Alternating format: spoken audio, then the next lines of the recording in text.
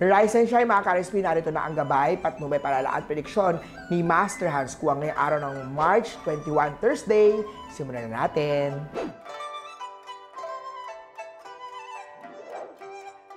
Para sa mga pinanganak ng Year of the Rat, huwag masamain ang payo ng kaibigan para sa'yo dahil maganda ang intensyon niya. Sa kalusugan naman ng cardio exercise, kailangan yan araw-araw. May good luck star naman sa panibagong negosyong malapit na magbukas, ipafunksyo yan kay Master Hans. Red at 18 ang swerte kay Year of the Rat. Sa Ox naman ang helpful friends activated, masayang pamilya activated din. Magkakaroon ka ng panibagong loyal customer, huwag sirain ang kanyang tiwala. Good health star activated, ipagpatuloy lang ang healthy living at mag-exercise araw-araw. Brown at 7 ang swerte kay Year of the Ox. Conflict din naman tayo sa Year of the Tiger, Theft Star activated, kaya iwasan ang paggamit ng cellphone habang naglalakad. Magdoble ingat naman sa madidilim na daanan. I-double check din ang mga gamit bago umalis sa bahay or store. Palaging ipagkatiwala ito sa pamilya o kamag-anak.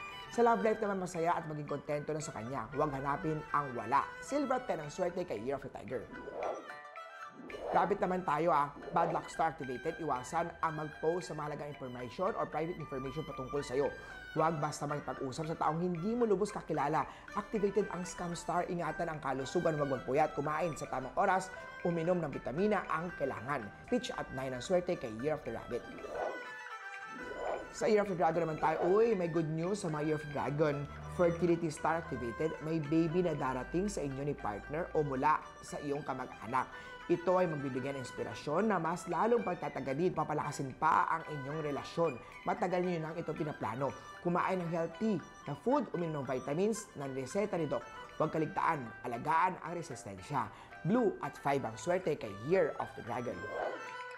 Sa snake naman tayo, may panibagong pag-ibig na darating. Sa snake, iwasan muna ang pag-usapan ang mga past. Hindi na dapat ito binabalikan dahil kayo ay mag-aaway lang.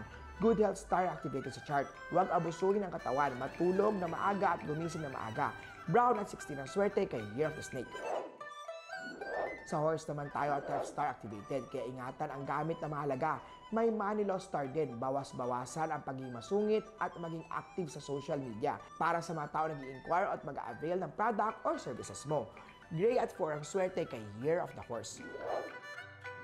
Sa goat naman na nasasabik ka sa luho, extra income ang isipin at unahin ngayong araw. Huwag ang mga bagay na walang kabuluhan, matuto mag-ipon at huwag maging magastos sa bagay na hindi mahalaga. Yellow at 10 ang swerte kay Year of the Goat.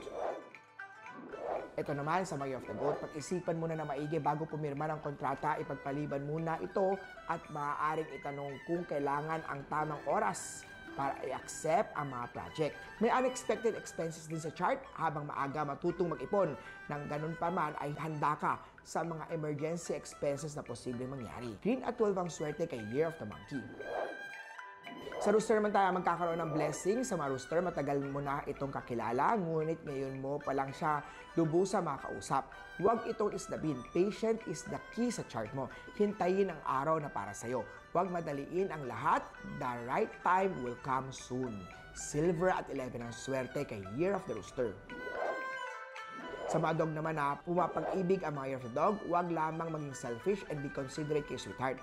May panibago namang idea at improvement na maaari mong i-apply sa pinaplanong negosyo. Ito'y may kinalaman sa pagkain, damit, furniture o tubig. Katulong ang business na to, si Beshi. Gold at 20 ang swerte kay Year of the Doggy. At sa mga Year of the Pig naman tayo, may paparating na agreement star. I-expect na nalalapit na ang contract signing. Huwag pairalin ang galit, iwasan pagbitiw ng masakit na salita upang maiwasan ang pag-aaway ninyong magkaibigan, katrabaho, kapamilya. Mas mainam na mag-usap ng mahinahon at personal. Sa love life naman, tigilan na si ex dahil meron na siyang iba. Mag-move on ka na. Yellow at 3 ang swerte kay Year of the Piggy. Muli po, ito po yung mga gabay, patnubay, paalala at prediksyon lamang ni Master Hans. Nasa inyong mga kamay, nasa lalay ang inyong tagumpay. Kaya always be positive at i-claim ang mga swerte, mga ka-RSP.